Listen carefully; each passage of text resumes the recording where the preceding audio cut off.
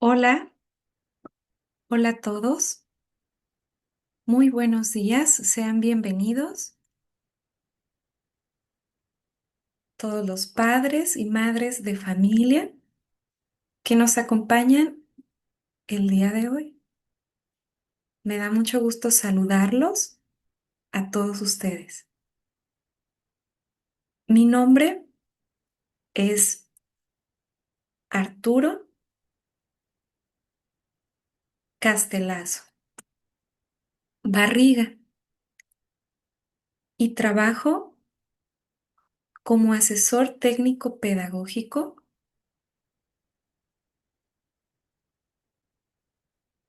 y soy persona sorda. Trabajo en la Dirección de Educación Especial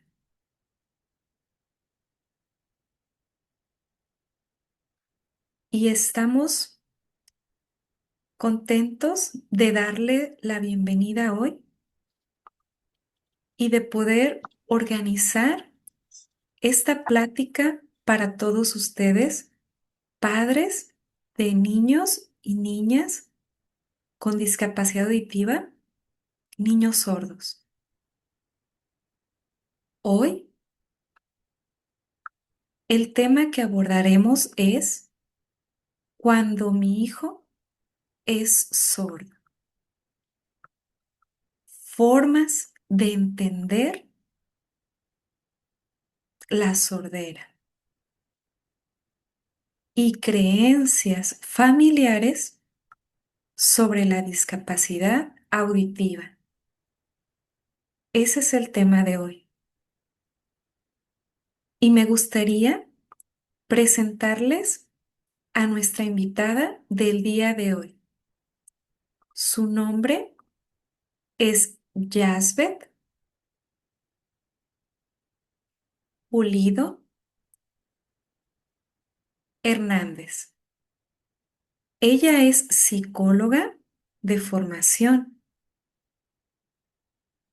maestra en terapia familiar, sistémica y es doctora en ciencias sociales. Ella, además, es mamá de un hijo sordo y ella nos compartirá desde su experiencia que es cercana a la de todas las familias que nos acompañan.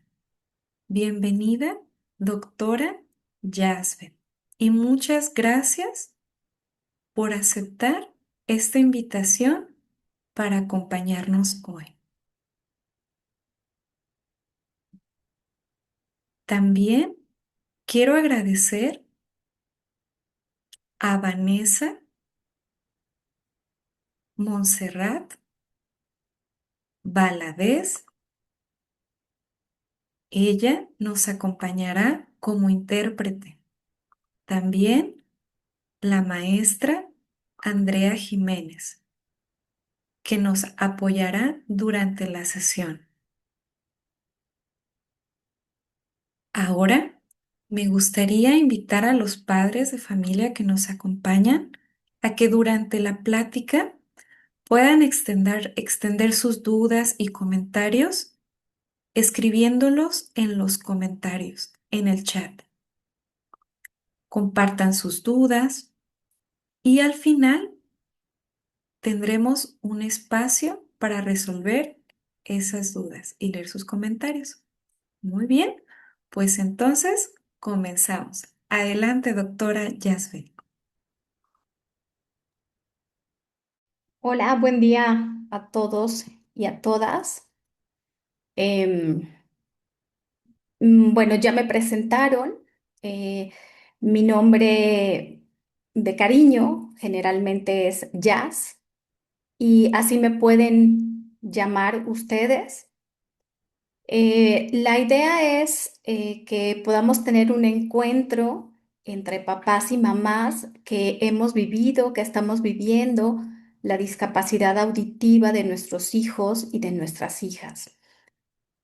Voy a contar un poco. Yo tengo un hijo con discapacidad auditiva, es sordera profunda bilateral. Fue diagnosticado a los 2 años, 3 meses. Fue diagnosticado en diciembre del 2019 y en esas fechas lo primero que hicimos fue conocer a una familia con un joven sordo que ya era un joven universitario que recién terminaba la carrera en administración de empresas. Ese fue nuestro primer contacto. Él es un chico oralizado que usa auxiliares auditivos y yo le pregunté que si era importante aprender lengua de señas y él me dijo que sí. Incluso su mamá y su papá también lo sugirieron. Y en enero ya estábamos inscritos, toda mi familia, para aprender lengua de señas. Y después iniciamos con el tema de la oralización y mi hijo fue implantado en enero del 2029, del 2021, perdón, del 2021. Fue implantado. Entonces, ahora es un chico de 8 años que si bien está oralizado, usamos la lengua de señas para comunicarnos cuando él no usa la tecnología, cuando él está nadando, cuando se baña, cuando estamos con muchas personas y hay mucho ruido, porque yo estoy convencida a partir de mi experiencia que mi hijo es sordo, ¿no? Y es algo que yo le he dicho, tú eres sordo, tienes la ayuda de la tecnología, pero tú eres sordo y es importante que aprendas la lengua de señas. Si se te acaba la pila, si necesitamos comunicarnos en un espacio ruidoso, necesitamos la lengua de señas, ¿no? Y estamos en ese proceso. Yo sigo estudiando lengua de señas porque lo detuve un momento porque decidí estudiar para formarme como psicoterapeuta sistémica, porque lo que yo vi desde mi experiencia es que no había psicoterapeutas que supieran sobre el tema de la discapacidad y concretamente sobre el tema de la discapacidad auditiva. Y entonces yo no me sentí nunca acompañada por los terapeutas a los que yo buscaba para hablar sobre mis sentimientos respecto a el dolor que yo sentía por el diagnóstico de mi hijo, ¿no? Lo que llamamos como duelo. Y entonces empecé a estudiar esto para formarme porque mi interés es acompañar a estos papás y mamás en esta experiencia que nos da la vida y que de alguna manera con el tiempo aprendemos a ver de una manera distinta la discapacidad, ¿no? Entonces yo fui como investigando un poco el tema de las creencias, ¿no? Porque creo que a partir de las creencias, los papás y las mamás podemos tener una mirada muy particular sobre la discapacidad auditiva de nuestros hijos, sobre la sordera y lo que esto implica. Y esto nos lleva a tomar decisiones sobre lo que está sucediendo, sobre lo que nos vamos encontrando nosotros como papás y mamás. Y bueno, las creencias no son una ocurrencia de una persona o de una familia, sino que las creencias están instaladas en un contexto histórico, social, político, económico muy particular. La discapacidad, como les voy a mostrar en un momento, no ha significado lo mismo a lo largo del tiempo.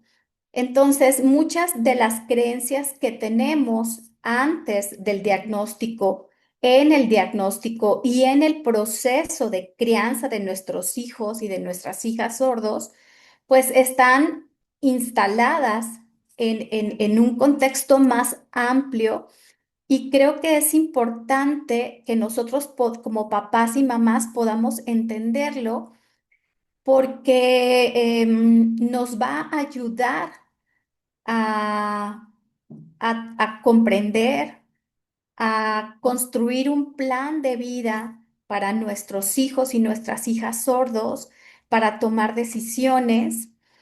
Y es lo que les quiero presentar el día de hoy. Si me permiten, voy a empezar a compartir y me gustaría ir haciendo de pronto algunas preguntas. Si las hay, entonces ustedes pueden escribirlas en el chat y nos vamos deteniendo un poco. ¿Me dicen, por favor, si se ve la presentación? Sí, ya se ve. Bien. Bueno, no sé qué piensen cuando leen esta cita, ¿no? Oliver Sacks fue un neurólogo judío muy importante que le interesaba la divulgación científica, ¿no? Y escribió bastantes libros sobre distintas enfermedades o discapacidades y tiene un libro que a mí me parece que es importante que quienes estamos en esta situación lo podamos conocer, porque nos habla un poco sobre la historia de los sordos, su lucha para que sus derechos sean vistos y reconocidos, y sobre todo el impacto cognitivo que tiene la lengua de señas. Me gustaría invitarlos un poco a pensar cómo miraban la sordera, cómo miraban a las personas sordas antes de que su hijo o su hija naciera y les dieran a ustedes ese diagnóstico. Creo que esta cita nos lleva a ese momento cuando nosotros no conocíamos nada sobre la sordera, ¿no? Pensemos en quiénes eran las personas sordas que veíamos en la calle y seguramente compartirán conmigo que las pocas personas sordas que veíamos en la calle estaban trabajando precisamente en los camiones, en los cruceros, en las calles, vendiendo algún producto, ¿no? Y se nos acercaban con un papelito donde nos enseñaban el abecedario dactilológico y nos decían que eran sordos y que por favor les ayudáramos, ¿no? En realidad, lo que yo creo es que no vemos al otro hasta que nos volvemos ese otro, ¿sí?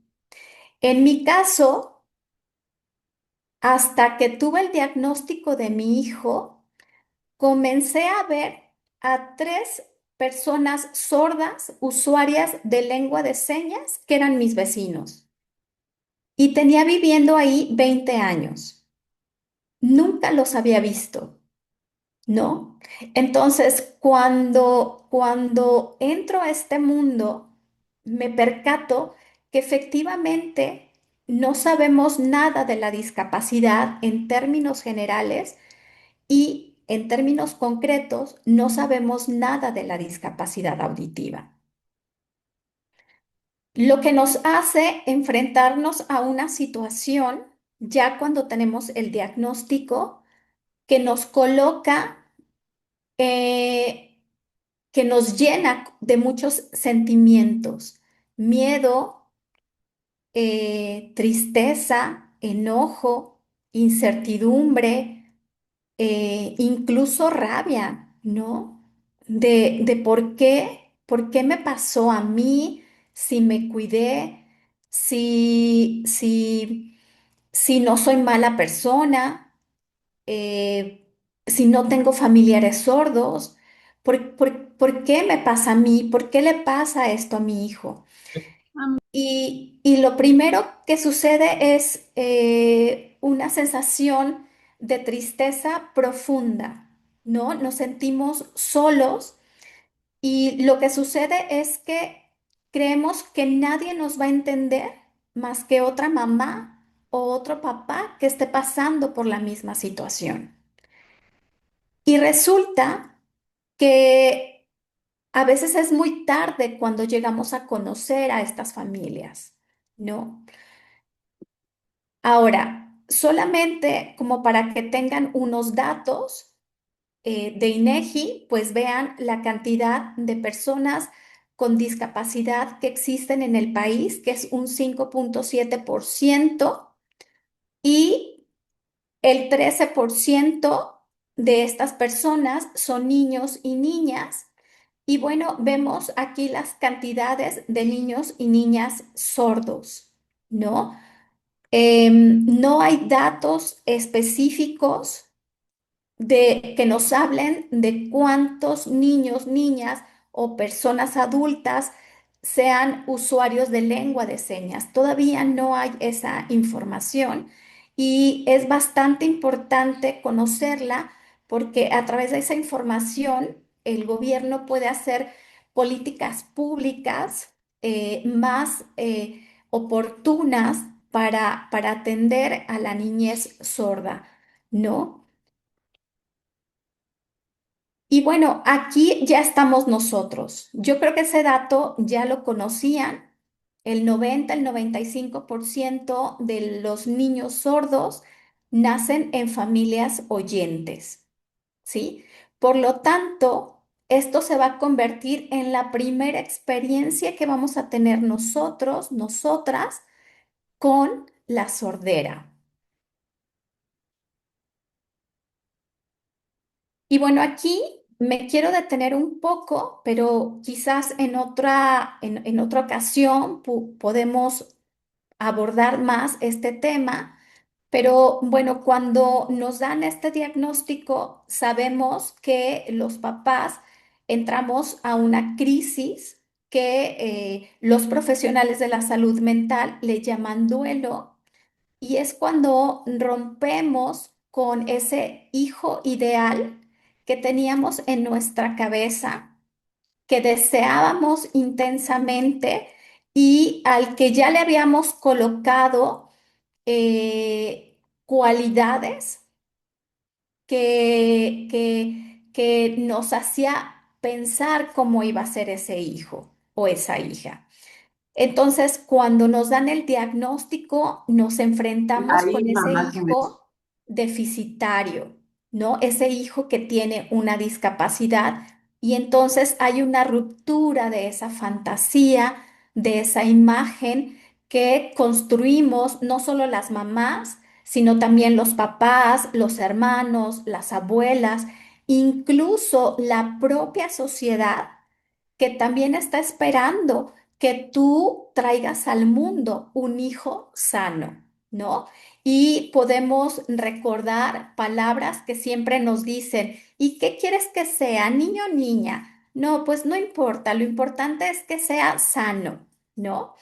Y entonces es una idea que no surge solo de papá, de mamá, de la familia, sino que está anclada en un contexto más grande, ¿no? Y entonces nos sentimos obligados, obligadas a dar hijos e hijas sanos.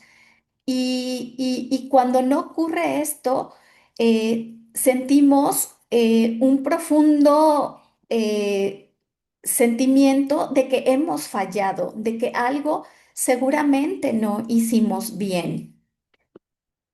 Y bueno, esta crisis, como muchas otras crisis por las que pasan las familias, es una crisis que nos moviliza, ¿no?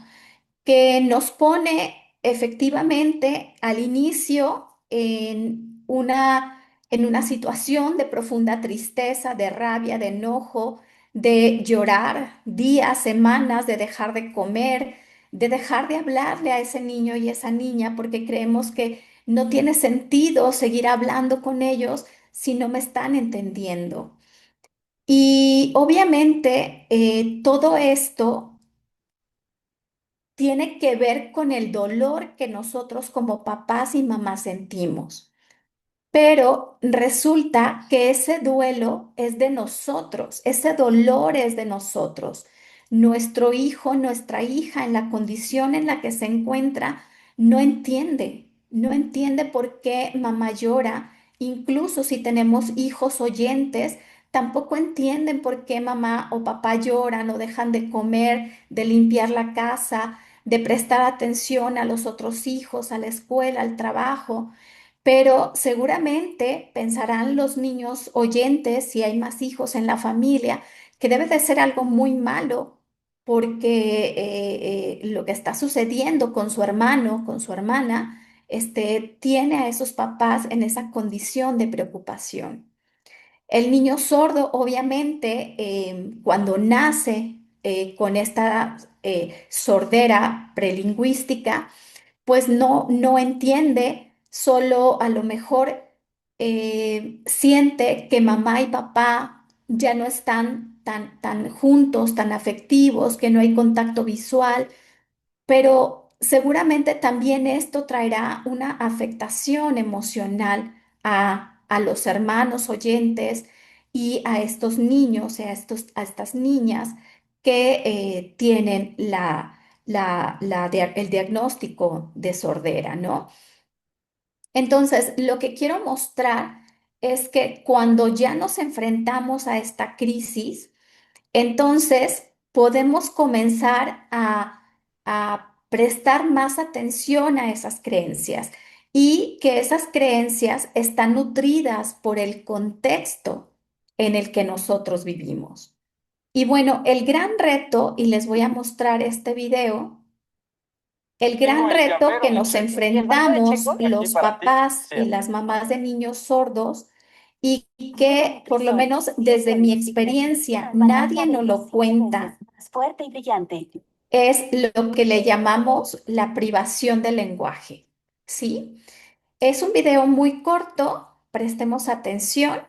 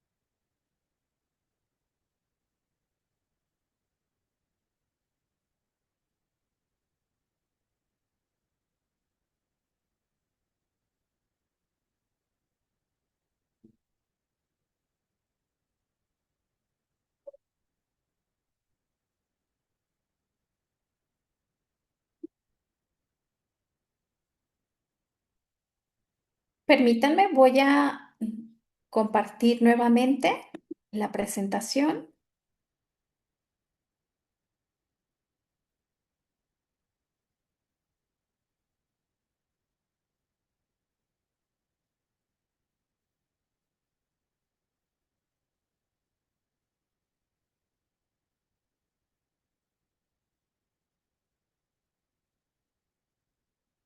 Denme un minuto.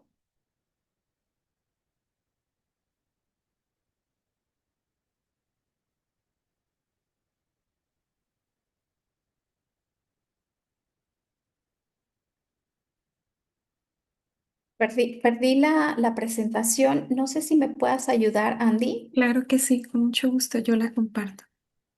Bueno, mientras estamos en eso, lo que podemos ver en el video es justo que cuando nos dan el diagnóstico, se convierte esto en una tragedia personal, ¿no? Y estamos tan inundados en el dolor y en la información médica que pues nadie nos cuenta sobre el tema de la privación lingüística. Y yo conocí a algunas personas, he hablado con muchas mamás y papás de niños sordos y recuerdo, por ejemplo, una mamá que decía, bueno, es que cuando a mí me dieron el diagnóstico, yo no creía que mi hija fuera sorda. Y entonces yo fui a 5 médicos más esperando que me dieran un diagnóstico distinto. Y entonces lo que va sucediendo ya en términos muy prácticos y reales es que todos esos meses, todo ese tiempo eh, en, en en el que los papás a lo mejor no toman todavía decisiones porque estamos apenas conociendo, teniendo información, eh, manejando nuestro dolor, pues estamos perdiendo tiempo importante para darle a ese cerebro de nuestros hijos el lenguaje. Y el lenguaje es pensamiento. O sea, con el lenguaje nosotros construimos el mundo. Necesitamos palabras para nombrar lo que tenemos a nuestro alrededor, pero además esas palabras le dan orden a ese mundo, le dan sentido. Con esas palabras podemos abstraer, podemos imaginar, podemos transformar el mundo. Entonces, dejamos de ver esto como un tema importante, muy posiblemente porque no conocemos la privación del lenguaje, lo que implica esto para el proyecto de vida de nuestro hijo, lo que implica en términos neuronales para nuestros hijos. Y, y es probable que papás o mamás incluso no lleguen nunca a, por ejemplo, a la lengua de señas por desconocimiento, por las propias creencias que se van instalando en las conversaciones con el personal sanitario, por ejemplo, con las personas, con nuestro temor de acercarnos a la comunidad sorda. Pero bueno, igual en algún otro momento podemos darle una sesión más para hablar sobre la privación del lenguaje. ¿Se puede compartir? ¿Se ve una línea negra?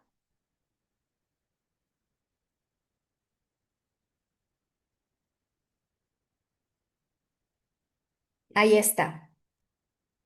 Gracias. Bueno, entonces, a ver, pensemos en algo, como para empezar a entender cómo nosotros vemos a nuestros hijos, a nuestras hijas, y cómo esto va a impactar su proyecto de vida, incluso el proyecto de vida que tenemos nosotros como familia ahora con un chico con discapacidad, ¿sí? La discapacidad no ha significado lo mismo a lo largo del tiempo, pero fíjense cómo eh, Olkin, que es una psicoterapeuta que trabaja con personas con discapacidad en Estados Unidos, Ella dice que el lenguaje refleja la realidad, pero además crea la realidad. Es decir, no está compartido de lado a lado, ¿eh?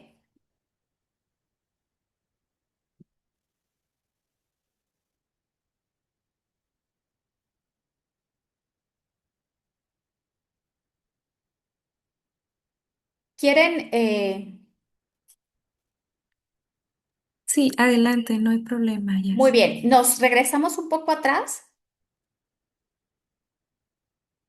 Ahí. Entonces, fíjense, el lenguaje crea la realidad. Aquello que no está nombrado no existe. Punto. Si en nuestra cabeza, y pensemos en nosotros, si en nuestra cabeza no existía la palabra discapacidad auditiva, hipoacusia, sordera, entonces, lengua de señas, auxiliar auditivo, implante coclear, o sea, nada de esas palabras estaban en nuestro vocabulario. Entonces, nada de esto era parte de nuestra realidad y por lo tanto no tenía sentido, ¿no? No tenía sentido prestar atención, mirar a las otras personas sordas que son parte de nuestro barrio, que son parte del país, ¿no? Entonces, la discapacidad no ha significado lo mismo. Eso es importante entenderlo. Pasamos a la siguiente diapositiva y fíjense bien en las fotografías, en las imágenes que muestro para hablar sobre el modelo moral, ¿sí? El modelo moral en esa época se creía que la discapacidad era un pecado por haber cometido algo incorrecto. Dios nos había castigado como familia y Dios entonces nos daba un hijo, una hija con discapacidad.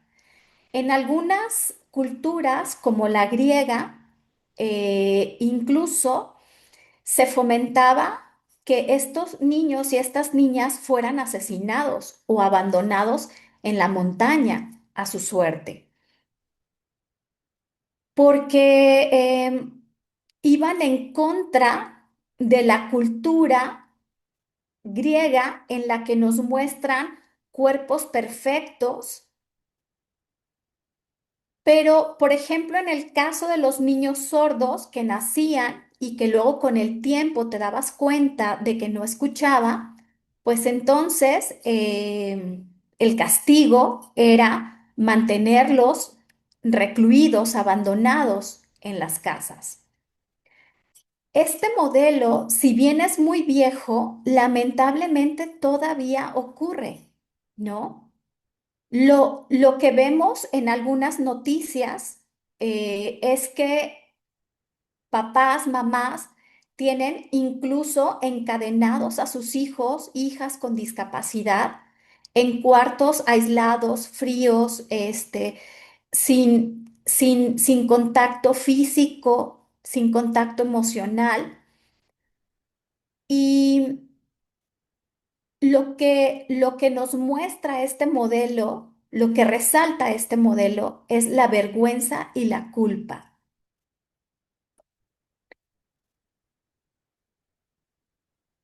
Podemos ver películas donde nos muestran claramente este modelo y, por ejemplo, hay una película de 1932 que la pueden ver, se llama Freaks o Anormales y es sobre un circo de personas con discapacidad, ¿no? Es decir, para este modelo, las personas con discapacidad estaban sentenciadas a vivir en la calle, en la exclusión, en el abandono, en la mendicidad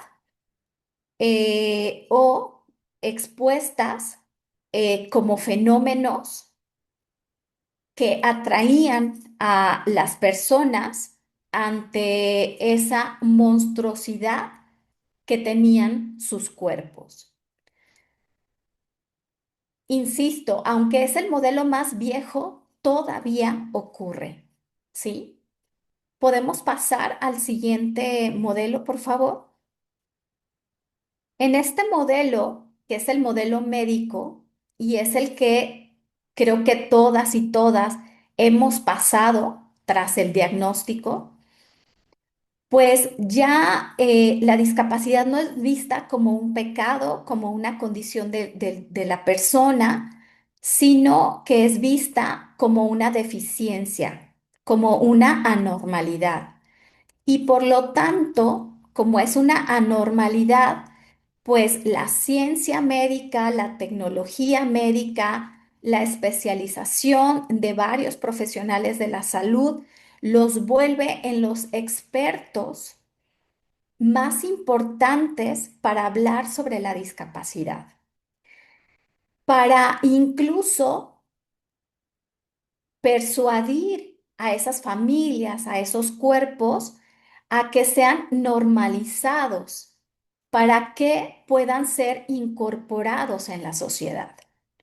Recuerdo, por ejemplo, un cirujano, ¿no? Que es un médico muy reconocido en México y que nosotros consultamos, viajamos a Ciudad de México para consultarlo y él nos dio una hoja y en esa hoja decía que si tú querías que si tu hijo sordo tuviera éxito, fíjense la palabra que utiliza, éxito. Si querías que tu hijo tuviera éxito, entonces tenías que implantarlo. Pero no solo implantarlo de un oído, no, implantarlo de los dos, ¿no?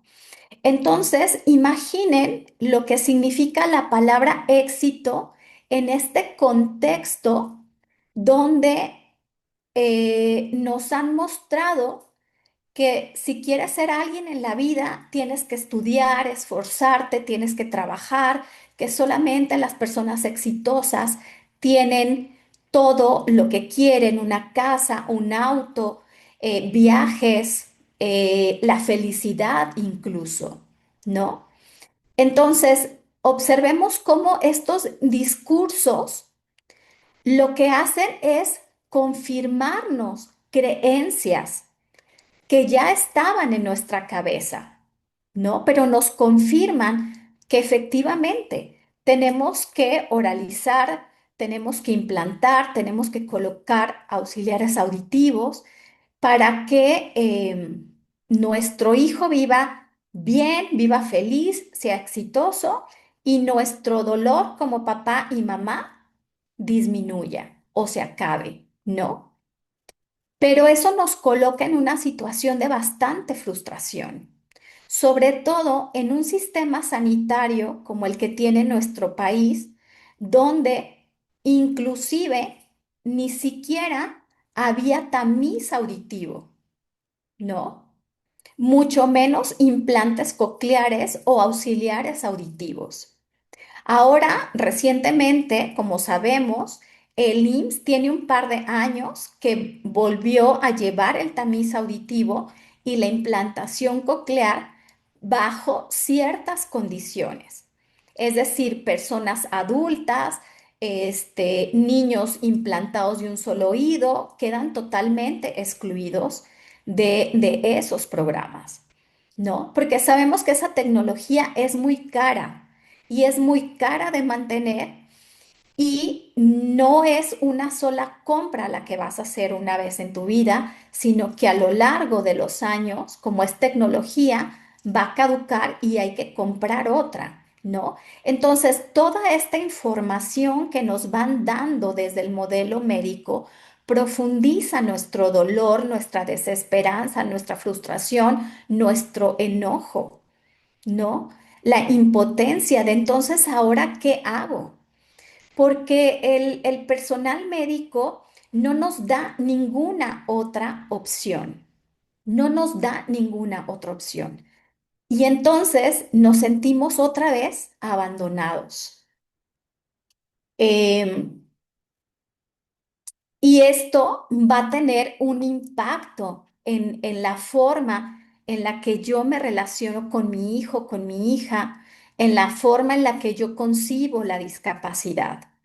¿no? Concretamente, en el caso de la sordera, pues si ustedes conocen un poco de la historia, la lengua de señas fue estudiada, fue fomentada por grandes pensadores.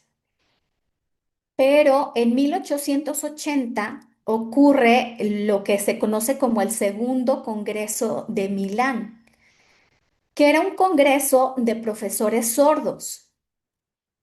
En ese congreso, las personas que tenían el poder de convocar no convocaron a los profesores sordos. Por lo tanto, estos profesores no tomaron decisiones importantes para los niños, las niñas sordos.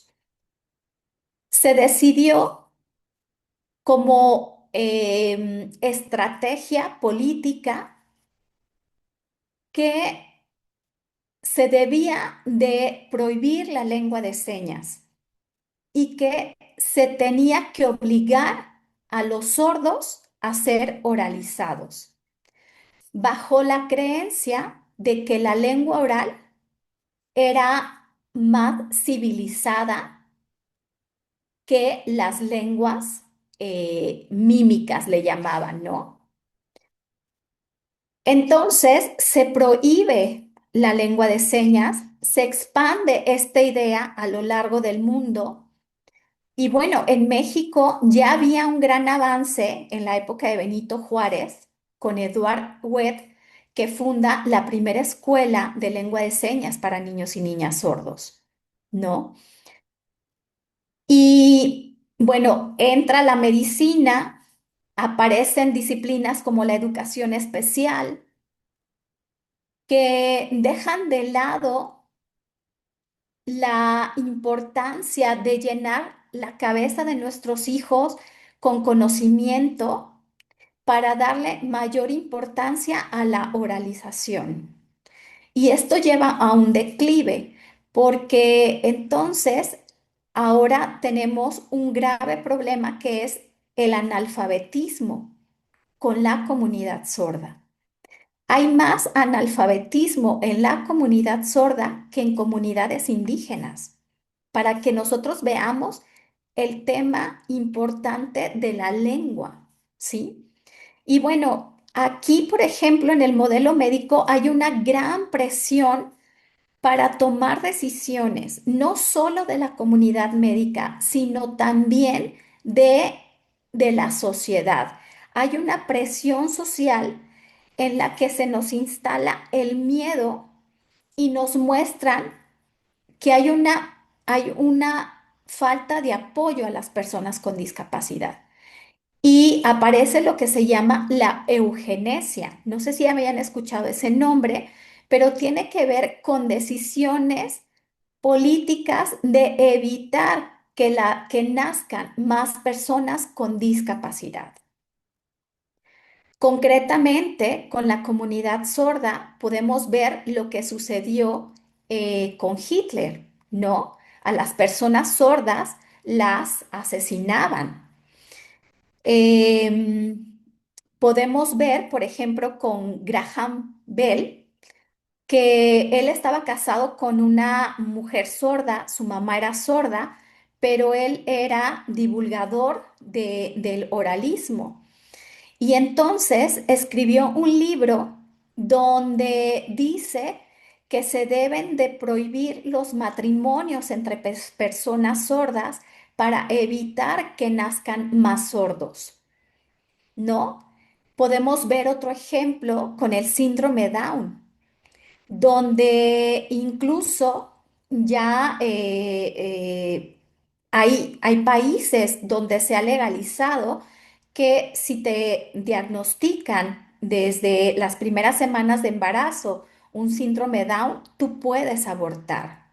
Y es muy interesante escuchar a los jóvenes con Down, a los adultos con Down, a estas familias que tienen a estos chicos porque nos hacen reflexionar la situación de otra forma, ¿no? Pero entonces, bueno, Aquí, ya en el modelo médico, podemos ver otras creencias que se van instalando en la cabeza de las personas, ¿sí? Y cómo estas creencias nos van a llevar a tomar decisiones. Pasamos, por favor, al siguiente modelo. Quiero aclarar algo, ¿no? El modelo médico ciertamente ha traído grandes beneficios para las vidas de estas personas, ¿no?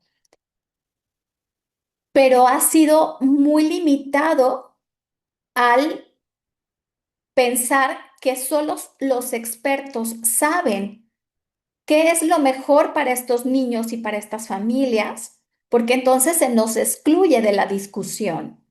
Nadie nos pregunta qué pensamos, nadie nos pregunta cómo nos sentimos ante la frustración de no poder implantar o comprar unos auxiliares auditivos o pagar una terapia de lenguaje a nuestros hijos. Nadie nos pregunta eso, solo nos indican que tenemos que hacerlo, ¿no? Y bueno, insisto, si bien esto ha traído grandes beneficios, el gran tema es que excluye a las personas que estamos en esa situación todo el tiempo y además reduce a las personas con discapacidad a un cuerpo anormal. Y bueno, llega el modelo social y en el modelo social nos dicen, a ver, esperen, sí, es verdad, hay cuerpos con deficiencias motoras, físicas, sensitivas como la visual o la auditiva, mentales como la discapacidad intelectual, por ejemplo, el autismo. Es cierto, hay estas deficiencias en estos cuerpos y en estas mentes, pero la discapacidad, la verdadera discapacidad ocurre cuando la sociedad nos coloca barreras para no incluirnos en los espacios, ¿no? Por ejemplo, si no hay, ayúdenme con la palabra, rampas, ¿no? Si no hay rampas, un chico o una chica en silla de ruedas no va a poder acudir a la escuela. Pero imaginemos, aunque hubiera rampas en la escuela, si no hay un transporte, si no hay calles que permitan el acceso a estas personas, entonces tampoco va a poder llegar a la escuela. Y no solo a la escuela, a una consulta médica, al cine, subirse a un avión. Entonces, son las barreras que nos pone la sociedad la que realmente vuelve a estas personas unas personas con discapacidad. Concretamente, en el caso de los chicos sordos, ¿no? Si hubiera tecnología accesible, si hubiera además lengua de señas en los espacios sanitarios, educativos, entonces sería una situación distinta, ¿no? Para muchos, incluso concretamente para la comunidad sorda, los sordos no tienen una discapacidad, ¿no? Y esto es bien interesante, porque entonces nos lleva a pensar la sordera desde otra forma. Como no es una discapacidad, entonces lo único que necesitamos es acceso al lenguaje. Eso dice la comunidad sorda. Y entonces necesitamos intérpretes, la profesionalización de estos intérpretes que nos permitan acceder a la información. Y si nosotros tenemos ese acceso a la información, vamos a tener nuestros derechos cubiertos, nuestros derechos a la educación, nuestros derechos al trabajo van a ser respetados. Entonces, para ellos no es una discapacidad. Y ahí entraríamos un poco al debate de si es una discapacidad o no es una discapacidad, ¿no? em, Cada uno vaya pensando cómo asume esta condición de vida de nuestros hijos y de nuestras hijas. Pero bueno, en este modelo ya se percibe a las personas con discapacidad como personas útiles para la sociedad, ¿no? En el modelo moral, las personas no eran útiles para la sociedad y por lo tanto podías asesinarlas o abandonarlas. Incluso eran consideradas como una carga para la familia y una carga para el Estado. En el modelo social, tanto como en el modelo médico, hay una defensa de sus derechos. Obviamente, esta mirada sobre los derechos tiene que ser entendida desde el contexto médico o desde el contexto social. Pero entonces, como estas personas ya son vistas no como un cuerpo anormal, sino como personas en toda su esencia, entonces se asume que estas personas pueden aportar a la sociedad y que lo que tenemos que hacer es romper con esas barreras físicas o actitudinales que tenemos las personas que no tenemos alguna discapacidad. Em, entonces, lo que aquí va a fomentar, por ejemplo, es un gran sentimiento a la comunidad. Va a proporcionar un sentimiento a la identidad, que les va a sentir percibirse a sí mismos con orgullo, ¿no? Por ejemplo, en el modelo moral nos han dicho que la lengua de señas es una lengua mímica. Incluso históricamente también se prohibía porque decía que despertaba sentimientos que iban en contra de la moral por la expresión del cuerpo, ¿no? Como iban en contra de la moral, entonces pues había que quitarlos y priorizar a la oralización. En el modelo médico, incluso nos dicen, y creo que a todas y a todos los que estamos aquí lo hemos oído, porque nos lo han dicho, incluso porque a lo mejor también lo hemos pensado en algún momento, que la lengua de señas es vergonzosa, ¿no? O sea, ¿cómo voy a hablar lengua de señas en el restaurante? Qué pena, ¿no? Entonces, vean cómo cada modelo nos va instalando sentimientos, nos va instalando pensamientos, creencias.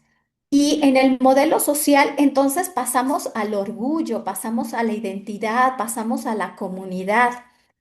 Pero el gran problema es la frustración constante que afrontamos las familias y que afrontan estos chicos y estas chicas cuando no tienen acceso a sus derechos. Por ejemplo, a la educación, ¿no? Entonces, hay una frustración constante porque lo que para nosotros parece una voluntad política, ¿no? Nosotros decimos, si hubiera voluntad política, entonces habría información sobre la sordera, habría suficiente implante coclear si la familia decide esa vía, acceso a buenos auxiliares auditivos, ¿no? Habría acceso a la lengua de señas. Y nosotros lo vivimos como una falta de voluntad política. Por supuesto, el Estado tiene sus lógicas para brindarnos a nosotros como familia y a nuestros hijos esos derechos. Ellos tienen sus lógicas y muchas veces creo que no alcanzan a cubrir lo que nosotros necesitamos, ¿no? Entonces, en resumen, probablemente estemos en un modelo y en otro. Eso en términos prácticos, ¿no? Por ejemplo, yo siempre dije, ¿por qué no puedo tener las dos mejores cosas que me brinda la lengua de señas y el acceso a la audición? ¿Por qué no puedo tener las dos cosas? Porque parecía, desde mi experiencia, que yo tenía que elegir por una o por otra cosa, ¿no? Y a mí eso a mí me hacía sentir más frustrada, incluso confundida, ¿no? Para tomar decisiones sobre lo que iba a suceder con mi hijo. Pasamos, por favor, a la siguiente diapositiva.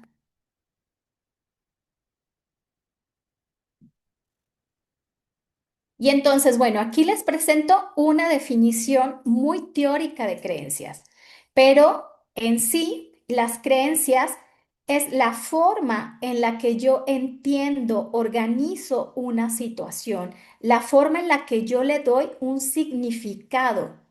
Y cuando yo tengo un significado sobre eso que me está sucediendo, en este caso la discapacidad auditiva, entonces yo voy a construir narraciones, historias sobre la discapacidad. Y además estas interacciones, estas historias, las voy a compartir con la familia, las voy a compartir con el barrio, con la comunidad, con la escuela de mi hijo, con el personal médico, el terapeuta de lenguaje, el intérprete. Y estas creencias le van a dar certeza a las decisiones que yo voy a tomar, ¿no? Damos a la siguiente diapositiva, por favor. Estas creencias, fíjense bien, son verdades, y si son verdades, entonces no se cuestionan, pero además tienen un componente emotivo que nos hace pensar que esto que yo creo, que yo estoy sintiendo, es cierto, ¿sí? Algunas creencias que yo he escuchado de otras mamás que me han compartido, por ejemplo, recuerdo una mamá de una joven sorda que me dijo que su suegra, lo primero que les dijo cuando ella les informó que su hija era sorda, su suegra le dijo, seguramente han cometido muchos pecados y este es el resultado de sus pecados.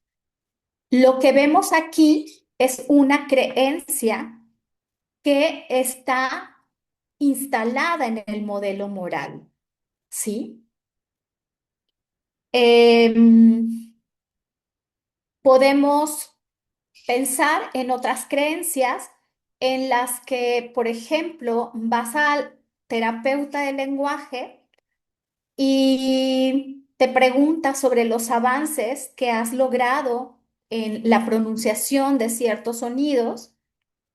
Y entonces el terapeuta del lenguaje, el audiólogo, te regañan como papá o mamá y te dicen que no te has esforzado mucho, que entonces seguramente no te interesa tu hijo, ¿no?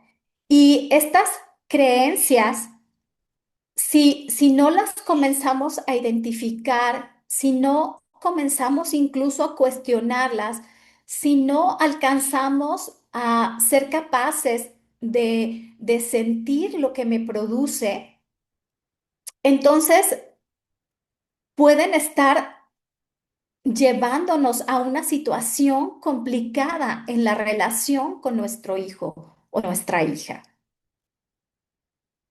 ¿Puedes seguir con la siguiente diapositiva, por favor?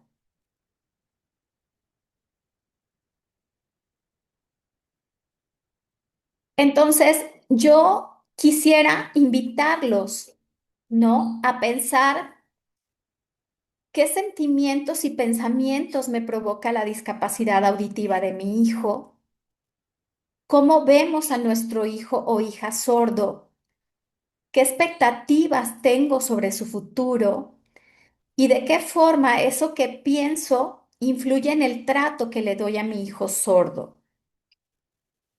A ver, les he mostrado los tres modelos.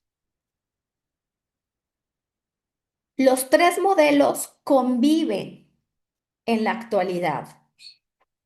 Los tres modelos incluso conviven en nuestras creencias. Yo he pensado profundamente que Dios me puso en esta situación para hacer algo.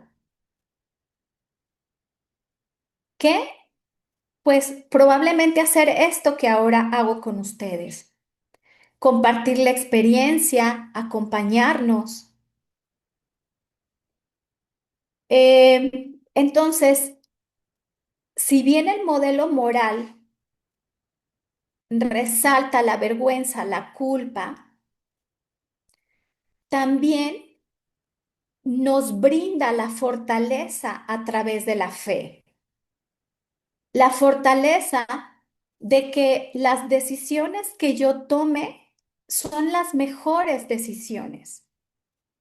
He platicado con mamás donde me han contado su preocupación de si implantar o no implantar, ¿no? Eh, Me hacen saber que se sienten culpables si, por ejemplo, deciden no implantar.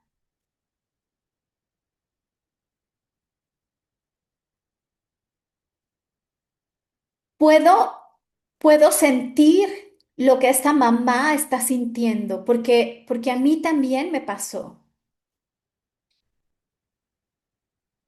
Pero algo que yo he aprendido es que no podemos comparar mi caso con otro caso. Cada familia toma decisiones a partir de sus propios recursos y son recursos económicos, pero también son recursos de información. El punto es transitar este camino acompañados de otras mamás y de otros papás con los que yo me pueda sentir cómoda hablando sobre lo que le está pasando a mi hijo o hija. Mi hijo tiene 8 años, pero muchas mamás de adolescentes sordos, mamás oyentes, me han comentado, por ejemplo, que se sienten muy preocupadas porque hay una rebeldía con sus hijos adolescentes sordos. Bueno, de inicio tenemos que entender que la adolescencia es el momento de la rebeldía. Pensemos en nosotros cuando éramos adolescentes, pero imaginemos si no comparten una lengua, ¿no? ¿Cómo va a haber ese contacto emocional íntimo de preguntar cómo te sientes, qué necesitas? Entonces, insisto, todo lo que vayamos pensando, sintiendo, decidiendo, tiene que ver con nuestras creencias, pero nuestras creencias se nutren del entorno que compartimos con la sociedad. ¿Le pueden dar a la siguiente diapositiva, por favor? Entonces, me gustaría, si se animan, pues empezar a compartir cuáles son esas creencias que tienen sobre su hijo. ¿Le pueden dar a la siguiente diapositiva, por favor?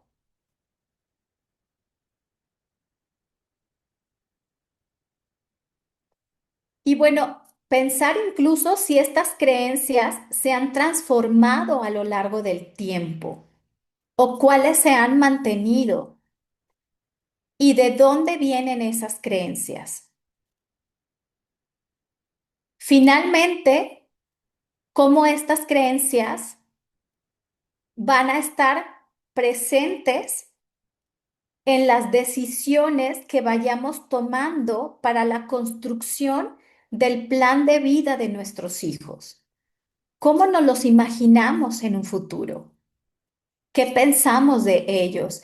¿Qué deseamos para ellos? ¿Sí? ¿Pueden darle a la siguiente diapositiva, por favor? Bueno, no sé si aquí se quieran animar a compartir algo en el chat o abriendo micrófono.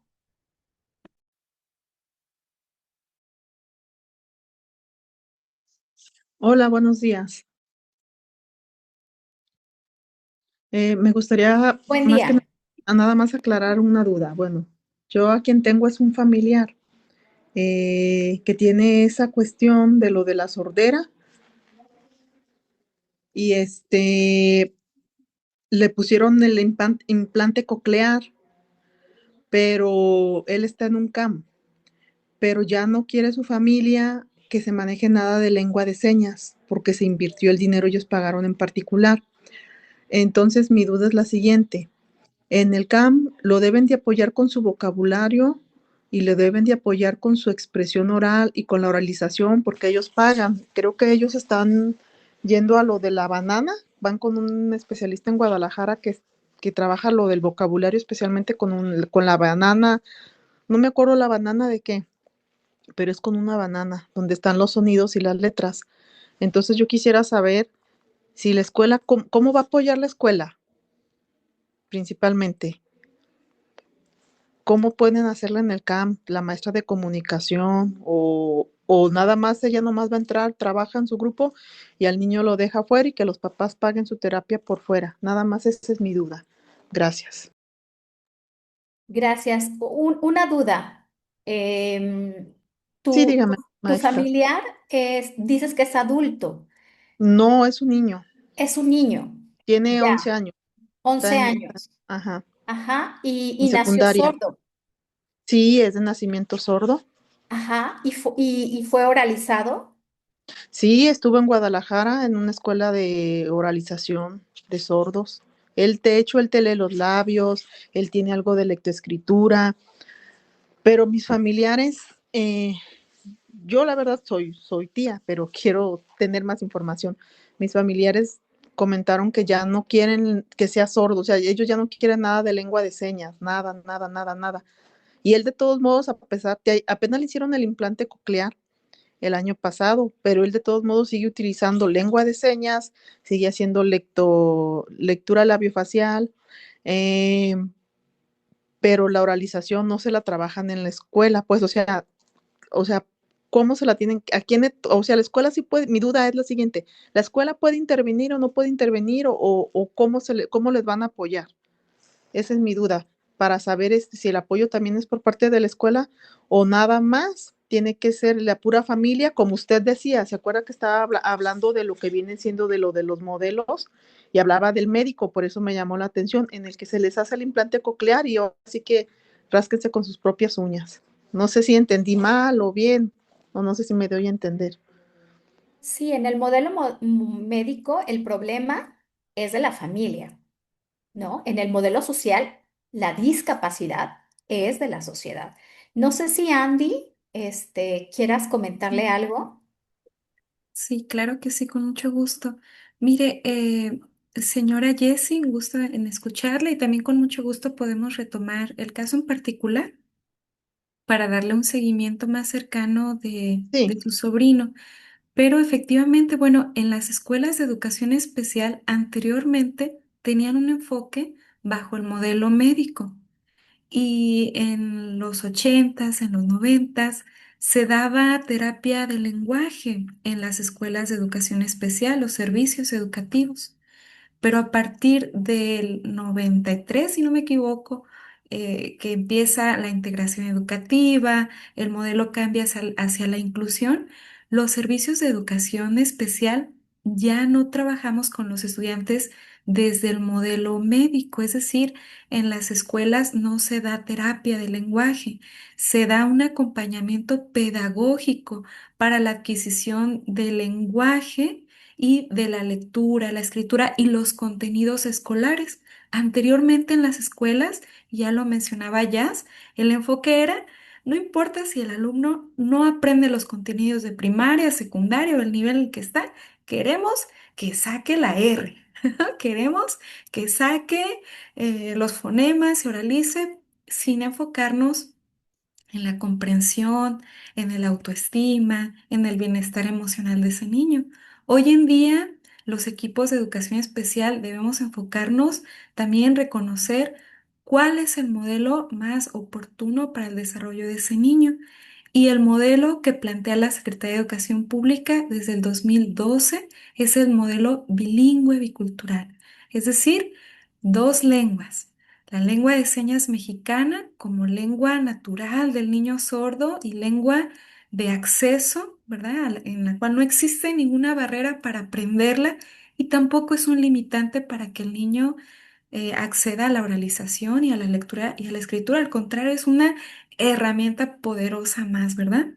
Entonces, invitarles a que puedan acercarse. Vamos a compartir también nuestros contactos al final para poder compartir con ustedes más información acerca de por qué es siempre un enfoque más balanceado y saludable el bilingüismo. No prohibir la lengua de señas mexicana, sino acompañarla de la tecnología auditiva y la oralización. Hasta ahí mi comentario, Jess.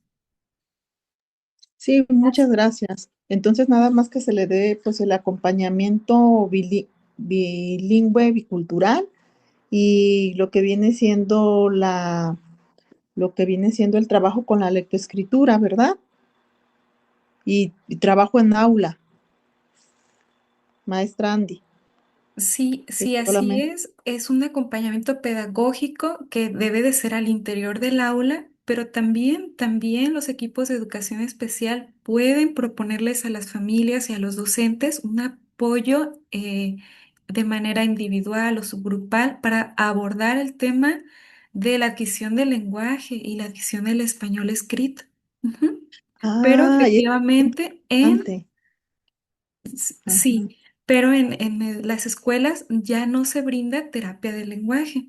Ujú. Ok, la terapia que se la den ellos en su casa, pero de manera individual sí le pueden dar el apoyo, como por ejemplo en vocabulario, que están viendo el tema de las mediciones en secundaria, están viendo medidas, metros, eh, cómo se mide y todo eso se me ocurre, es un tema que están viendo.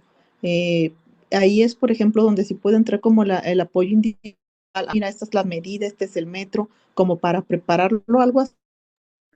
Sí, el apoyo que los servicios de educación especial brindamos debe ser, por supuesto, al Ujú. interior del aula, porque es en el aula donde el estudiante enfrenta una barrera de acceso, ¿verdad?, a los contenidos escolares y en apoyo a sus docentes. Pero también hay alumnos que se pueden ver beneficiados de un apoyo más cercano individual o subgrupal para la adquisición del español escrito o también de otros contenidos escolares que les resulten más retadores.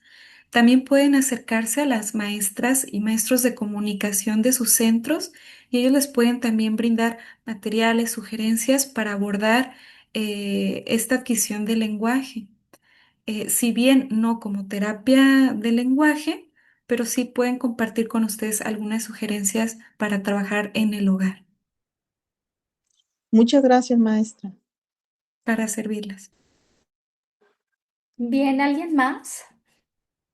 Bueno, por ejemplo, Liliana nos dice que la creencia era que la lengua de señas no era funcional, cuando el contexto, la sociedad no la conoce, efectivamente, ¿no? Diana me pregunta si tengo acompañamiento con padres. Sí, efectivamente, yo puedo acompañar a los papás. Por ejemplo, Jessie nos habla sobre la parte educativa, pero si los papás siguen instalados en esas creencias, entonces lo que puede suceder es forzar al chico a que deje de usar la lengua de señas y entonces esto va a traer una afectación en su autoestima, ¿no? Mm, yo creo que habría que acompañar a la familia para darles información y romper con algunas de estas creencias. La literatura dice que el cerebro necesita lenguaje. No importa si es oral o si es a través de las señas. Em, y hay bastante evidencia que dice que las dos opciones son lo mejor, ¿no? Entonces, sí, si quieren, al final dejo mis datos por si alguien quiere contactarme. También estoy en el WhatsApp de la red de padres y madres de niños sordos en Jalisco. Ahí también me pueden.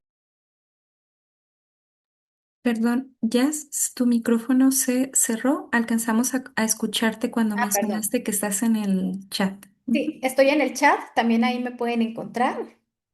Ajá. ¿Alguien más tiene dudas? Hola, buenos días. Hola, Ana. Más que dudas, la verdad, pues agradecerles la información.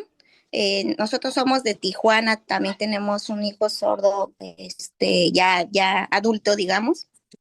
Y pues agradecer la información y hola, él es mi esposo.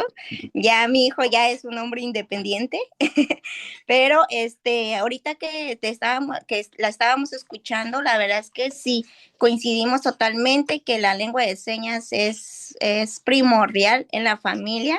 En nuestro caso, nos hemos estado capacitando aquí desde nuestros alcances en cuestión de Tijuana, México o en línea. Y la verdad que sí hemos visto la diferencia entre, pues aquí en la comunidad de Tijuana, cuando no hay lengua de señas en casa y cuando hay lengua de señas, o sea, es totalmente diferente. En el caso de Brian, se llama nuestro hijo, él es hipoacúsico y ha tenido pues las dos herramientas, la oralidad y la lengua de señas.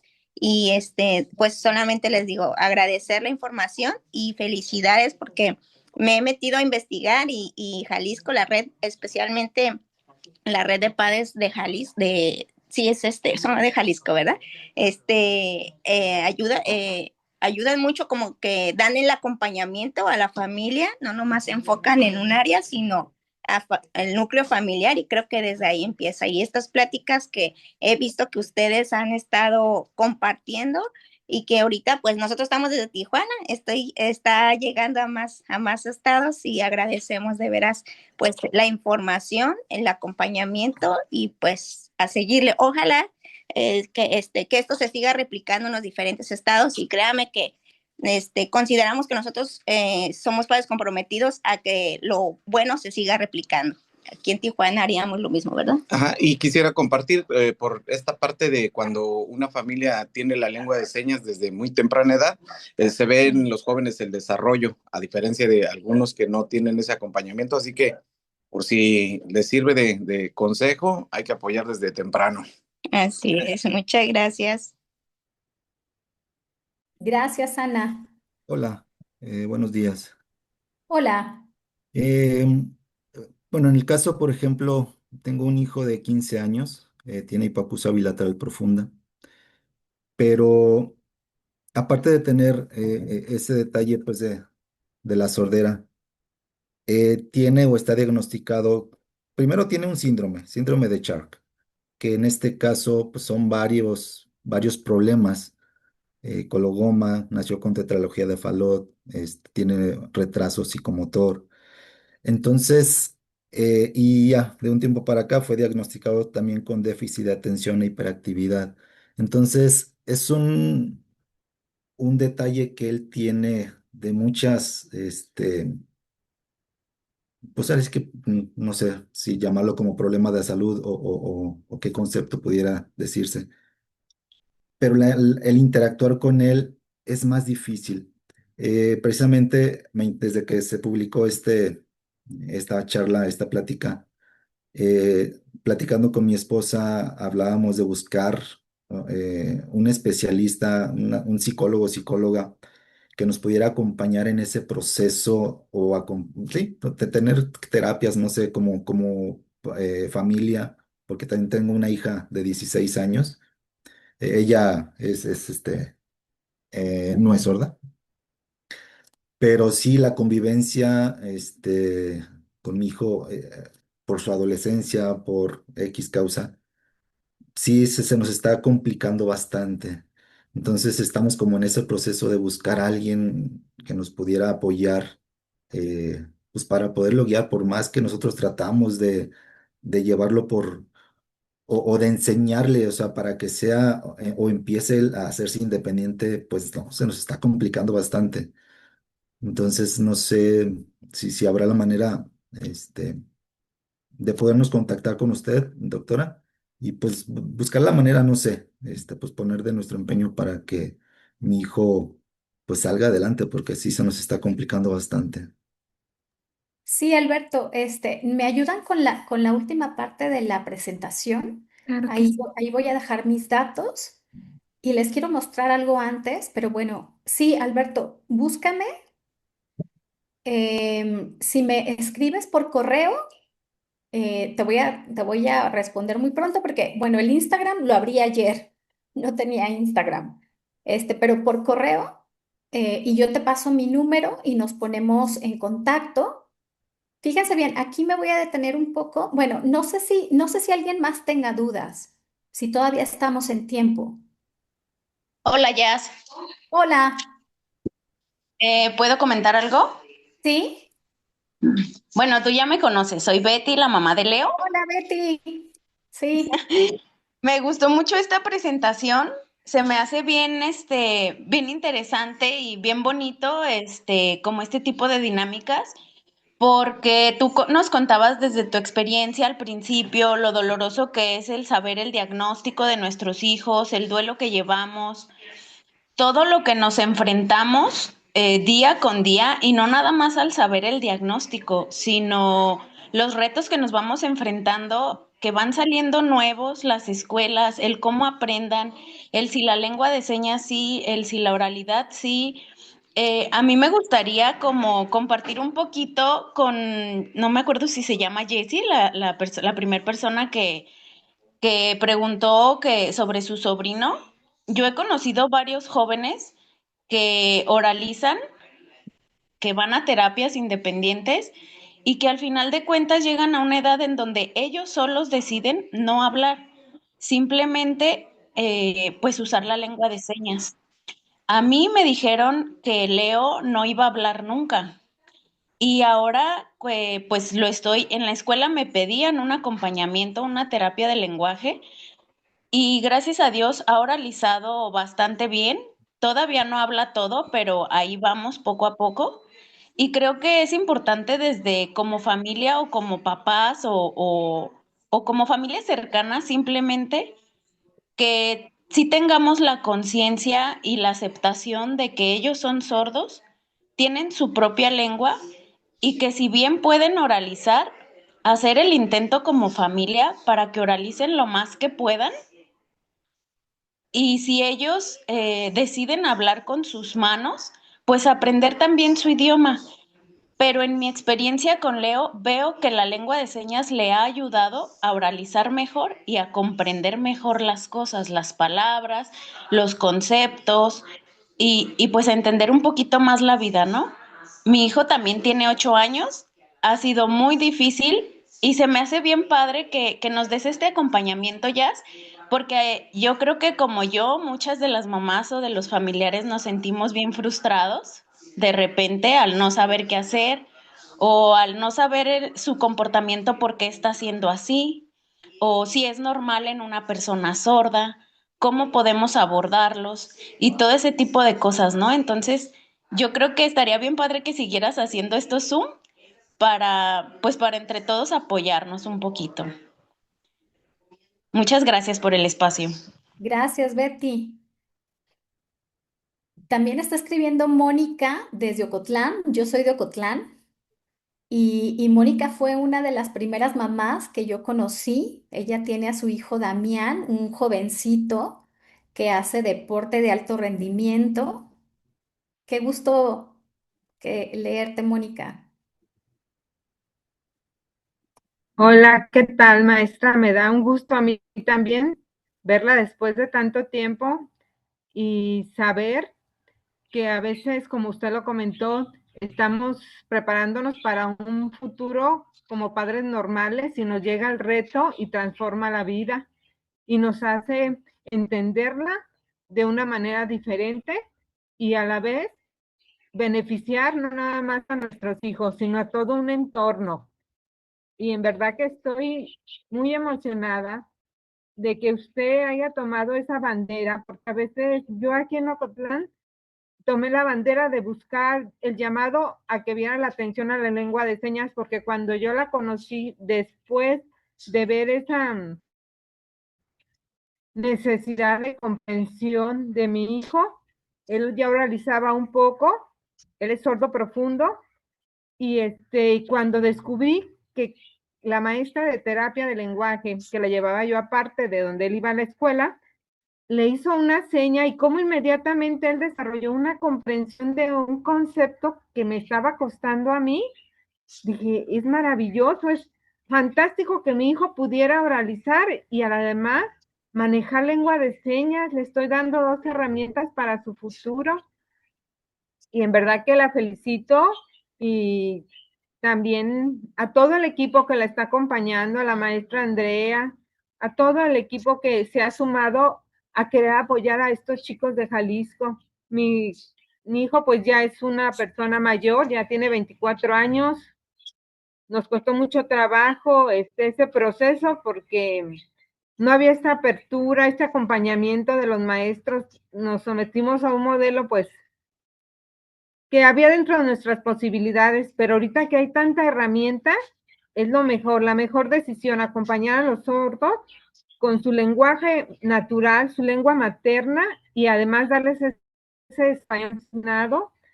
Entonces, son herramientas que les van a servir mucho y sobre todo también invitarles a los padres de familia a que unamos lazos, que compartamos experiencias, porque eso nos fortalece y vemos casos donde nos alientan y podemos decir, mi hijo puede llegar a hacer eso, o mi hijo pudiera desarrollarse en el área educativa, en el área deportiva, en el área cultural, que no se frene esa educación, ese derecho que tienen los niños por su discapacidad, darle las herramientas dentro de nuestras posibilidades para que ellos se desarrollen, invitarlos a que los lleven a grupos. A mi hijo le sirvió mucho acercarse al deporte aquí municipal. Él me decía, mamá, no importa, yo sordo, yo jugar bien, no te preocupes, hijo, aunque a mí se me apachurraba mi corazón y todo trataba de fortalecerlo y seguía llevándolo y hacerlo que los chicos entendieran que tenían las posibilidades y el desarrollo. Y mire, es un momento como para, no para presumir, sino para alentarlos y decirles, acérquenlos al deporte, a la cultura, a la educación. Él y otro grupo de jóvenes, la mayoría son de Jalisco, fueron a Brasil 2 veces. El año pasado se trajeron su medalla de oro de Panamericanos, fueron campeones a nivel panamericano. Y eso les permitió en este año 2025 ir a Tokio a representar a México. Y no saben la emoción de escuchar el himno nacional. Ay, y ver que tu hijo es el capitán del equipo, todo lo que ha crecido, cómo lo ha logrado, y voltear hacia atrás y ver que uno cuando se enfrenta a la noticia de que tiene una discapacidad, piensas que el mundo se te viene encima, que no hay maneras de ayudarlo ni cambiarle su entorno, y no es cierto. Podemos cada uno mejorar y a la vez modificar las próximas generaciones, que no pasen por lo que uno está pasando. Así que le agradezco mucho su labor que está haciendo y reciba un abrazo muy cariñoso y me da muchísimo gusto coincidir nuevamente. Gracias, Mónica. Felicidades por tu hijo. Felicidades a ustedes también. Maestra, y acerquen a los chicos también al deporte, es necesario que ellos participen y se desarrollen en tantas áreas, darles esa oportunidad. Si no son buenos para uno, pues llevárnoslos para otro, hacerlos que ellos experimenten y que decidan. para que ellos puedan realizarse, porque es importante. Muchas gracias, maestra. Saludos. Gracias. Estoy leyendo otro mensaje déjenme ver. Bueno, Elizabeth nos cuenta que su hijo escucha solo el 40% en un oído y entró a estudiar lengua de señas y le dijeron que probablemente pierda la audición del otro oído. Tiene 9 años, pero ella piensa que antes de que no escuchaba, a ver, porque ella misma empezó a estudiar lengua de señas, claro. No sé si alguien más quiere hablar. Mariela, en lo que voy leyendo sus comentarios. Hola, doctora, buen día. No sé si se escucha bien. Ah, muy bien. Soy docente de educación especial en el área de comunicación. Me emociona mucho toda la charla. Hay muchas mamás de alumnas sordas aquí y realmente mi pregunta sería, ¿usted considera que es difícil aprender lengua de señas o es más difícil oralizarlos? ¿Cuál es más difícil? Porque siempre hay esta pregunta de, no, es más fácil esto o es más fácil el otro. ¿Cuál entonces es más fácil, más difícil? Usted en su experiencia. ¿Deben de ser expertos, deben ser intérpretes o de qué manera? Sí, a ver, yo creo que lo más difícil es quitarnos las creencias, ¿no? Y para eso tenemos que estar informados y trabajar con el dolor, por supuesto, ¿no? Concretamente, si nos concentramos en el momento del diagnóstico del duelo. En mi caso, yo decía, toda la pandemia nos la pasamos usando lengua de señas y luego fue ya empezando la oralización. Pero yo pensaba, ¿cómo le voy a enseñar lengua de señas si yo no soy usuaria de lengua de señas? O sea, le enseño señas sueltas, ¿no?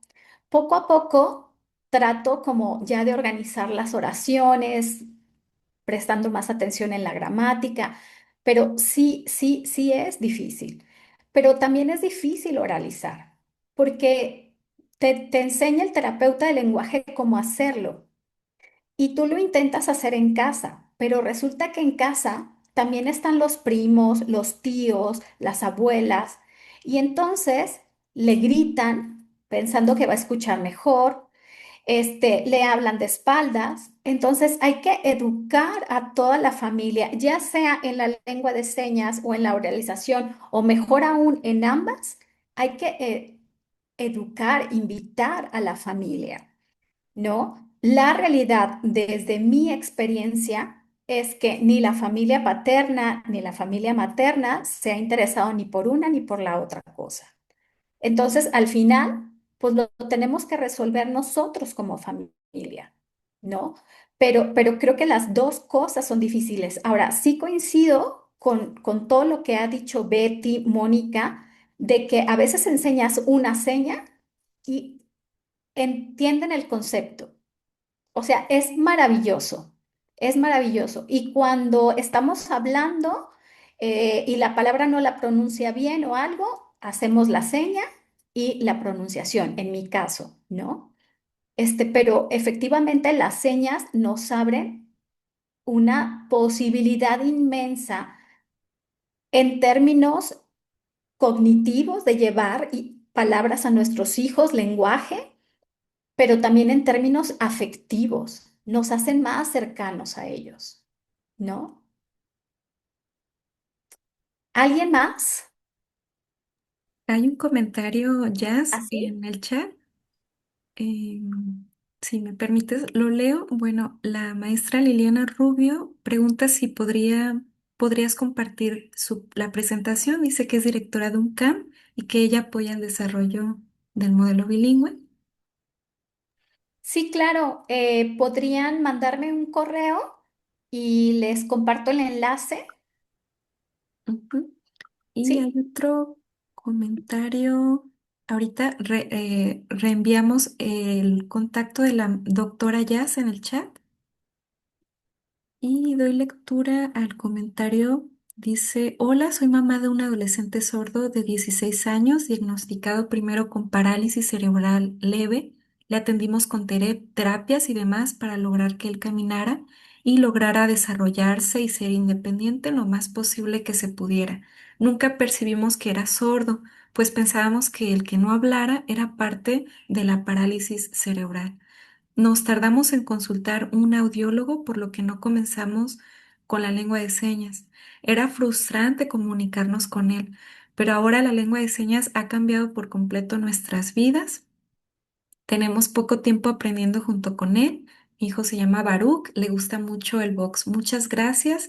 Qué agradable conversación. Ojalá hubiese más. Hay un video. Ana, ¿quieres comentar algo? Sí, Sí. nada más secundando la idea que comentaba, nosotros hemos visto, pues al ser sordos, la lengua, digamos, la oralización es más español, digamos, es nuestro idioma que el idioma visual que son de los sordos, ¿no?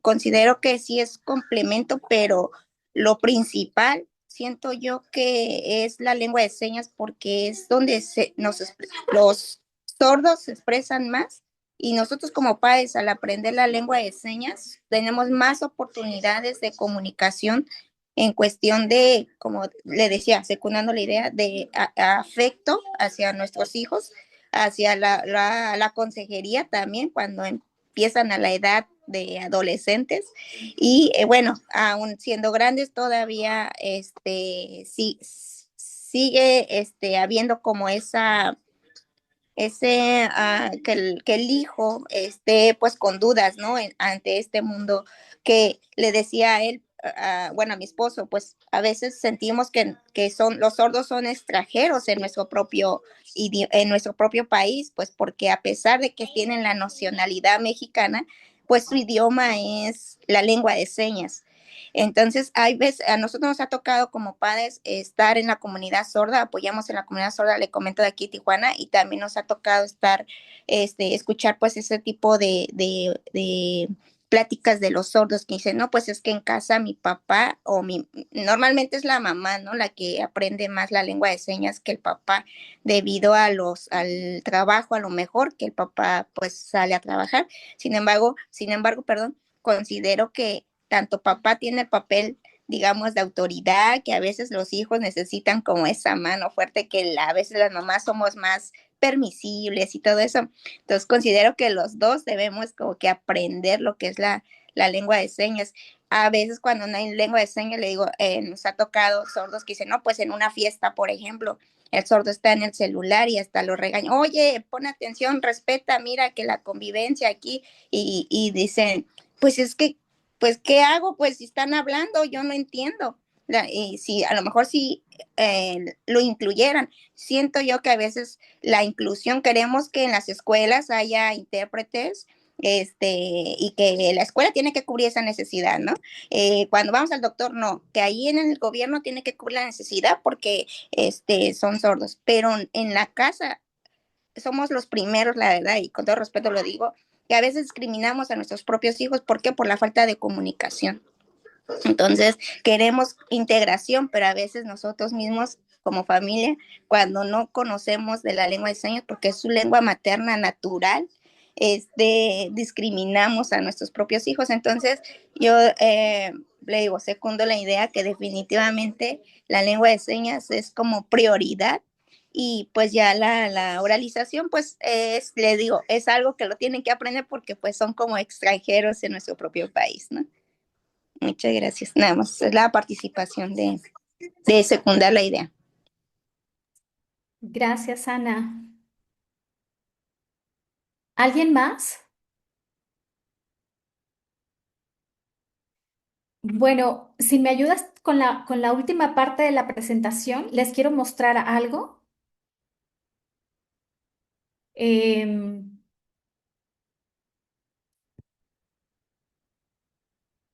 Margarita Morán es maestra, ¿verdad? De UNCAM.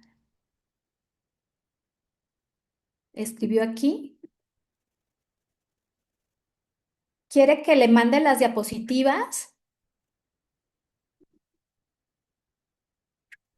para enviárselas a ese correo?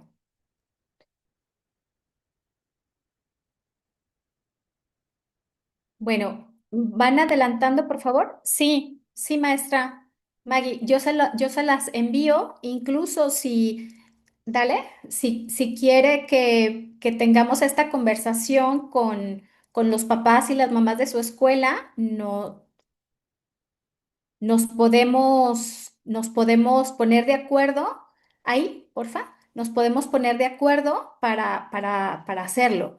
Miren, estos son algunos de los libros que yo les recomiendo. El de Ve una voz de Oliver Sacks, que está en línea, lo pueden descargar.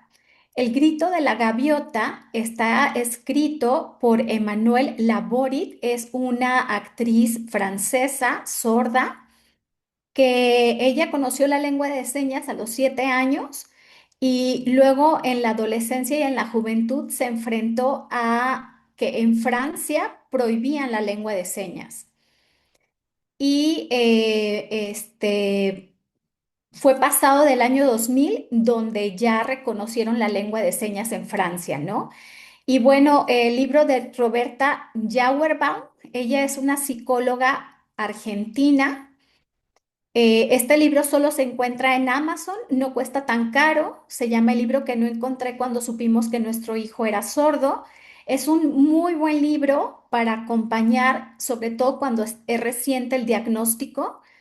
Yo he hablado con ella y, por ejemplo, ella nunca tuvo el dilema de si la lengua de señas o no. Su hijo es un adolescente implantado porque en el gobierno de Francia, de Argentina, perdón, la sanidad otorga la implantación gratuita. Ahora con mi ley, pues quién sabe, porque mi ley ya ha quitado a los intérpretes y ha reducido el presupuesto para el área de discapacidad. Y luego, si le sigues, por favor. Estas son algunas películas que yo he visto. La Universidad de Sordos la tenemos que ver todos sí o sí, ¿no? Porque nos lleva a darnos cuenta que los chicos sordos no son diferentes a los oyentes, nada diferentes. Y también nos lleva a reflexionar sobre la discriminación que hay entre los propios sordos, entre los que llaman hipoacúsicos y los sordos con S, ¿no? El Campamento Extraordinario es un documental sobre el movimiento de las personas con discapacidad que abogaban por sus derechos en los años 70. Es una, es una chulada ese documental. Incluso abogaban por sus derechos sexuales, ¿no? Lo cual también nos lleva a quitarnos prejuicios, ¿no? Las Madres de los Pingüinos es un drama bellísimo que habla sobre mamás con distintas discapacidades, sus hijos. Es muy bonita. División Palermo es argentina y habla sobre la discapacidad de una manera más humorística. Es súper divertida.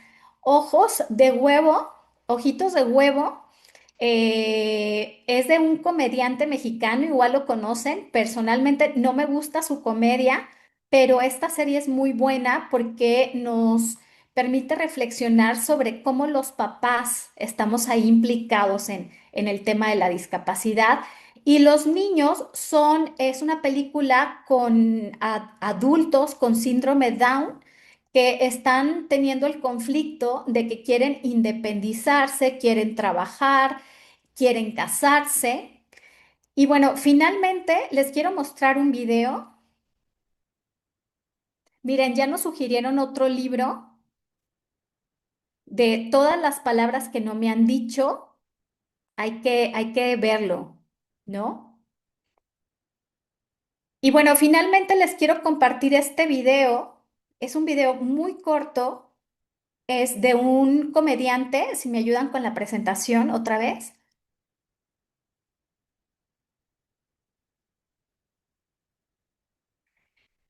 Es un comediante chileno que tiene parálisis cerebral.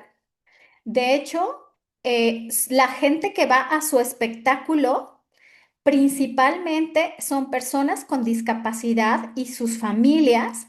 Y bueno, hay un video que es un poco grosero, no lo quise poner, pero él tiene sus puños así, no los puede abrir. Entonces le intentan enseñar lengua de señas y bueno, pues no puede y hace chistes sobre eso. Veamos este video y con Oh, esto tiene discapacidad terminamos. y se viste. ¡Wow! ¡Wow! Impresionante. ¡Wow! Amigo, ¿y tú qué discapacidad tienes? No, que tú. Igual está bueno una competencia como... Hola, me llamo Talula. Hola, hola, yo soy Lucho Miranda, soy comediante y tengo parálisis cerebral. Las manos y los pies están afectados. ¿Tú qué discapacidad tienes? Yo tengo una problema neurológica, se llama ataxia. Que yo me caigo cada día, no puedo usar mis manos muy bien. A ver las manos. Las puedo usar, pero no puedo escribir. Mira, tengo una sorpresa.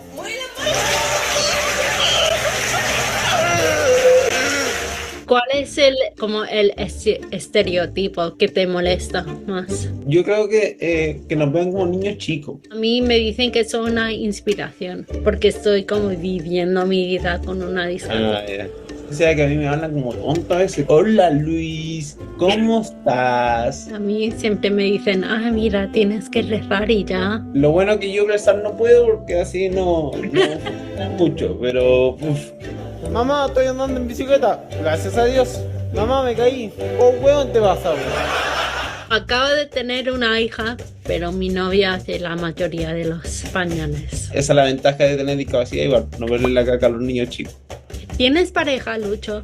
Cuando empezamos, mucha gente la felicidad. Por gente como tú, nos demostramos que el amor es algo más que lo físico. Y es como, weón, pero si yo soy bonito, igual tengo discapacidad, pero no soy feo.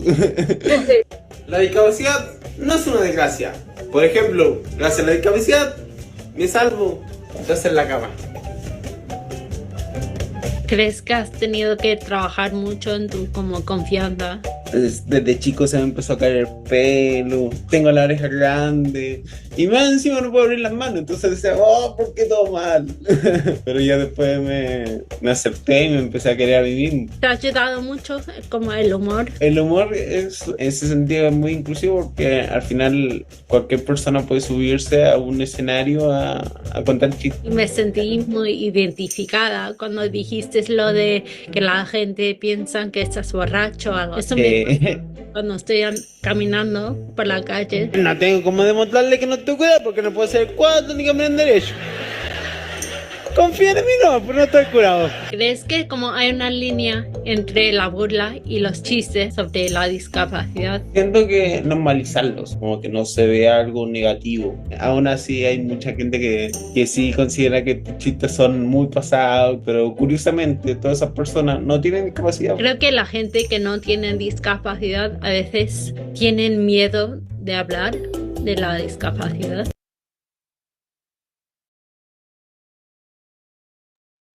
Bueno, sigan a Lucho Miranda. Es súper divertido. Y cuando ya superamos el duelo, hacemos chistes, ¿no? Por ejemplo, mi hijo me dice, le hablo y le digo, te hablé, no me escuchaste. Y me dice, soy sordo, ¿no? Entonces, pues sí. O le decimos, qué sordo que eres, escucha, ¿no? Entonces, el humor es una forma muy interesante de afrontar la discapacidad una vez que hemos pasado por ese dolor y esa tristeza que es de esperarse y es natural. Eso va a terminar, ¿no? Eso es lo más importante. Hay que acompañarnos. Algunas de las películas están en Netflix, otras en YouTube. Mariela nos recomienda película Sorda, sí, de hecho acaba de tener premios. La actriz es una actriz sorda, acaba de tener premios. Bueno, dejo mis contactos, tomé los correos electrónicos de las profesoras de educación especial en los CAM Nuevamente, si quieren que tengamos esta plática con su comunidad, podemos acordar y vernos por Meet o si están en Guadalajara, quizás encontrarnos en persona. Alberto, espero ahí que me escribas para conversar y quien tenga alguna duda o interés de tener un acompañamiento psicoterapéutico, pues también me puede contactar, ¿no? Muchísimas gracias, Andy, a Vanessa, por acompañarnos, bueno, por la invitación y por acompañarnos también. Perdón, doctora, ¿a cuál de los dos Dime, correos? ¿Cualquiera? a cualquiera. Sí, Bueno, la escribo, gracias. gracias, Alberto. Gracias, Jazz. Antes de darle la palabra a mi compañero el maestro Arturo, quiero compartirles también a las familias que nos ven en contacto de la red de padres de hijos sordos. Este es el teléfono, en un momentito lo van a ver en su pantalla. No duden en enviar un mensaje si tienen alguna duda sobre escuelas, apoyos, si no están en los grupos de contacto en cada región, mándenos un mensajito y con mucho gusto les agregamos. Y bueno, en ese chat se comparten algunos apoyos e información varia. Además, queremos hacerles la invitación. Voy a compartirles. Todos los miércoles a las 7 de la noche hay una clase de lengua de señas mexicana que es impartida por las maestras y los maestros sordos de Jalisco. Les invitamos a que sigan la página, que la compartan con sus familiares, amigos y que lo vean en familia. Si ustedes no pueden ver las clases el miércoles a las 7 de la noche, las clases quedan grabadas, pueden verlas. Miren, ahorita hay cientos, cientos de clases, así es que les invitamos a- a aprender para comunicarnos más y mejor con nuestros hijos, con nuestros alumnos sordos. Y bueno, dicho eso, ahora sí cedo la seña al maestro Arturo Castelazo.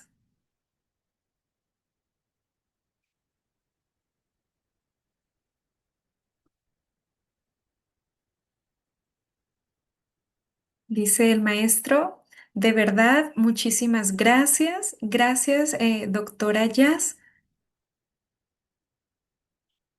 por compartir tu experiencia. Lo que nos compartes es un conocimiento significativo, es importante y reconocemos la importancia también de comunicarnos con nuestros hijos y de estar cercanos a la comunidad. Te agradecemos mucho. También les agradecemos a los padres que participaron en esta plática y agradecemos también a Vanessa Valadez por acompañarnos como intérprete, también a la maestra Andrea Jiménez y a todos los padres y madres de familia que hoy nos acompañan. Ha sido un tema muy interesante que esperamos seguir reuniéndonos para seguir aprendiendo y compartiendo más información. Ahí está el contacto de la doctora Jazz, también de la red de padres. Acérquense y será un gusto acompañarles. Eh, bueno, por parte de la Dirección de Educación Especial, les agradecemos a todos por su participación, por acompañarnos el día de hoy. Esperemos que sea un día excelente para ustedes. Gracias, un fuerte abrazo y aplausos. Muchas gracias. Gracias, pues quedamos despedidos. Que pasen un bonito día. Gracias a todos. Hasta luego. Gracias.